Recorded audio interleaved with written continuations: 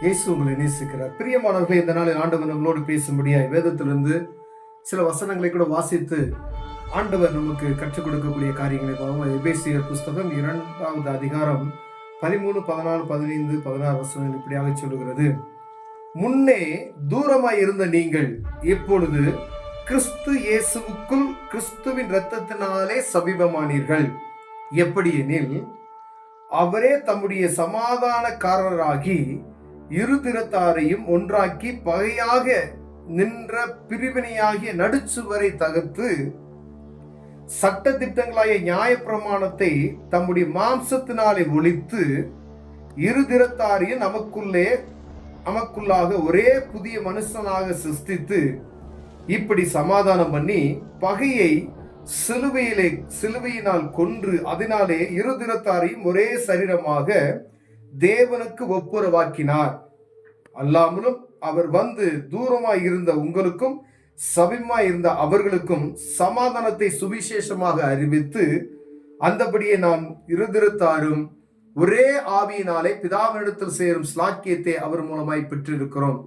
பிரியமானவர்களே, ஆண்டவராய் இயேசு கிறிஸ்துவின் வருகை, அவருடைய இரத்தம் சிந்துதல் இருதிறத்தாரையும் பாவியாக இருந்த நம்மளையும் இயேசுவை அறியாத நம்மளையும் தெய்வ பயம் இல்லாத நம்மளையும் இந்த யூத ஜனங்களுக்குள்ள இருக்கும் பொழுது ஆலயத்துக்குள்ளேயே ஒரு குறிப்பிட்ட இடத்துக்கு தான் போக முடியும். அது எல்லாரும் வந்து ஒரு குறிப்பிட்ட இடத்துக்கு மேல போக முடியாத இந்த சூழ்நிலையை மாற்றி யாரு வேணாலும் தெய்வத்தை ஆராதிக்கலாம் என்கிற ஒரு சூழ்நிலையை கிறிஸ்துவ அவருடைய இரத்தத்தை சிந்தி இருதிறத்தாரையும் ரெண்டு பேரையும் ஒன்றாக மாற்றி சமாதானக்காரராய் நமக்கு வெளிப்பட்டு இருக்கிறார். பிரியமானவர்களே, எல்லா மனிதனையும் பரிசுத்தமாக்க வேண்டும் என்பதே அவருடைய நோக்கம். எந்த மனிதனும் கெட்டு போகக்கூடாது என்பதே. ஏன்னா அவர் நீங்களே ஆசாரியர்களுமாய் இருக்கிறீர்கள், ராஜாக்களுமாய் இருக்கிறீர்கள் என்று சொல்லி இருக்கிறார். பாருங்க, அவர் இந்த சட்ட திட்டங்களை நியாயப்பிரமாணத்தை உடைத்து திருச்சியில இரண்டாக கிழிக்கப்பட்டது அப்படின்ற புதிய ஏற்பாட்டில் நம்ம பார்ப்போம். அவருடைய மரணம் நேரிடும் போது ஆலயத்தின் திருச்சியில இரண்டாக கிழிக்கப்பட்டது என்று.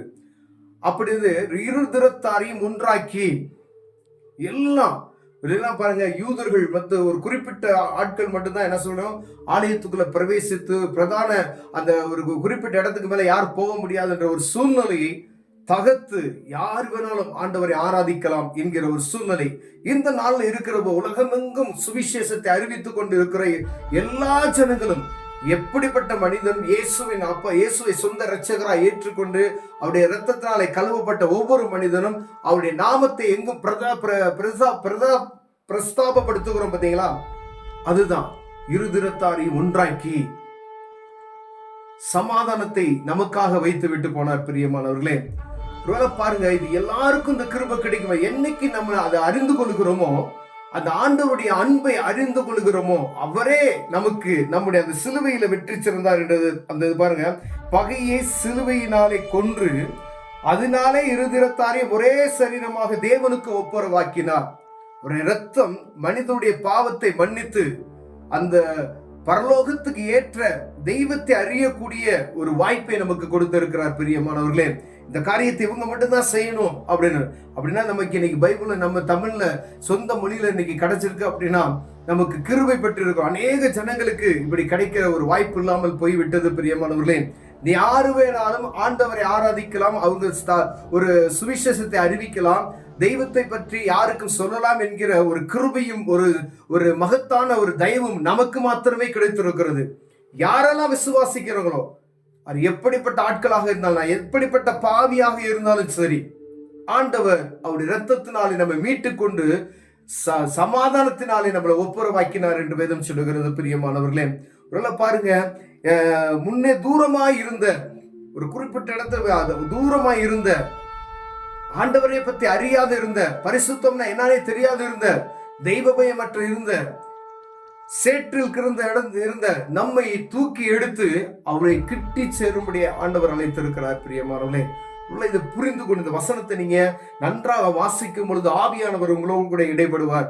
இந்த எபேசியர் புஸ்தகம் 2வது அதிகாரம் 13 நீங்க 18 வசனங்களை நம்ம வாசித்து பார்த்தோமானால், ஆண்டவருடைய ரத்தம் சிந்துதல் எவ்வளவு மகத்தானது.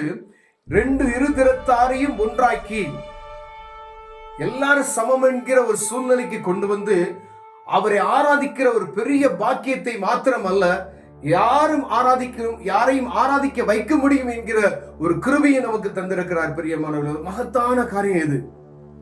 யாருக்கும் கிடைக்காது. சின்னவன் பெரியவன் அவன் இவன் அப்படி யாரும் இல்ல. பூமியில கொடுக்கப்பட்ட 2 அதிகாரம்னா, ஒருத்தர் ஒரு பாவியாக மனிதன் ஒருத்தர் இருக்கிறான், ஒரு பரிசுத்தமாய் ஒருத்தர் இருக்கிறான். 2 பேர் தான். பாவி என்பதை நினைச்சுனா எப்படி வேணாலும் வாழலாம் அப்படின்னு சொல்லுகிற ஒரு சூழ்நிலைக்கு நேராக தள்ளப்படுகிற மனிதனை அந்த பரலோகத்துக்கு ஏற்ற மனிதனாய் மாற்றுவதற்கு அவர் நம்மளை கீழே கிடந்த மனிதனை நம்ம என்ன செய்ய தூக்கி எடுத்திருக்கிறார். அதுதான் எல்லாரையும் சமமாக்கி அந்த பாக்கியத்தை நமக்கு கொடுத்திருக்கிறார்.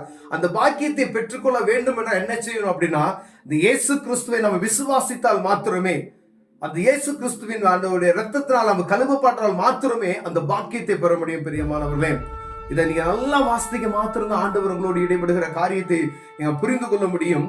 இருதிறத்தாரை ஒன்றாக்கி சமாதானத்தை நமக்கு வைத்து விட்டு போனார். பிரியமானவர்களே, அப்படிப்பட்டதான காரியத்தை அறிந்து கொள்ள முடியாது. அவரை அறிகிற ஞானத்தை நமக்கு தரும்படியா, இயேசுவை பற்றி நம்ம புரிந்து கொள்ள முடியாது, சர்வ வல்லமையுள்ள தெய்வத்தை நம்ம அறிந்து கொள்ள முடியாது. இன்னும் இந்த வேத வசனத்தை நீங்கள் வாசிக்கும் பொழுது இன்னும் அநேக காரியங்களை நீங்க கற்றுக்கொள்ள முடியும். இந்த வசனத்தை நீங்க தொடர்ந்து நீங்க வாசித்துட்டே இருந்தீங்கன்னு சொன்னீங்கன்னா, ஆவியானவர் உங்களோடு இடைபெடுகிறக்கூடிய காரியத்தை நீங்கள் புரிந்து கொள்ள முடியும். பிரியமானவர்களே, கண்களை மூடுவோம். ஜெபம். அன்பின் தகப்பனே, ஆண்டவரே, எங்களுக்காய் ஆண்டவரே நீ சிலுவையில ஆண்டவரே அப்பா இருதிறத்தாரை ஒன்று சேர்ப்பதற்காய் ஆண்டவரே சிலுவையில அப்படிப்பட்ட காரியத்தை முறியடித்ததுக்காய் நாங்கள் நன்றியோடுமை துதிக்கிறையா. ஆண்டவரை புரிந்து கொள்ளுகிற ஆண்டவர் இந்த பாக்கியத்தை எங்களுக்கு கொடுத்த கிருபைக்காய் ஸ்தோத்திரம். இயேசுவின் நாமத்தில் பிதாவே, ஆமென்.